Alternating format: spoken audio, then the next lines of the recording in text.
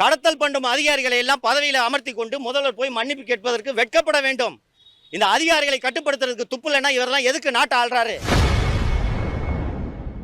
சிவகங்கை இளைஞர் அஜித்குமார் விவகாரத்தில் காவல்துறையை கட்டுப்படுத்த முடியவில்லை என்றால் நீங்கள் ஏன் நாட்டை ஆள வேண்டும் என முதலமைச்சர் மு.க.ஸ்டாலினை அரசியல் விமர்சகர் சவுக்கு சங்கர் காட்டமாக விமர்சித்துள்ளார். தமிழ்நாட்டில் நீங்க பாருங்க நண்பர்களே, உங்களை போன்ற கேமராமேன் தான் இந்த ஜெயபிரகாஷ், உங்களை போன்ற கேமராமேன் தான் இந்த பிரசாத், உங்களை போன்ற விஷுவல் எடிட்டர் தான் இந்த சத்தியமூர்த்தி. உங்களை போல எல்லோரையும் போல வயிற்று பிழைப்புக்காக ஒரு ஊடக நிறுவனத்தில் வேலை செய்து உழைத்து சம்பாதிக்க வேண்டும் என்பதற்காக தான் இவர்கள் வேலை செய்கிறார்கள். இந்த மீடியாவில் வேலை செய்கிறான்ற ஒரே காரணத்துக்காக காவல்துறை இவர்கள் ஒவ்வொருவரையும் இப்படி சித்திரவதை செய்தால் இது எங்கே போய் முடியும் என்பதை ஊடக நண்பர்கள் நீங்கள் யோசித்து பார்க்க வேண்டும்.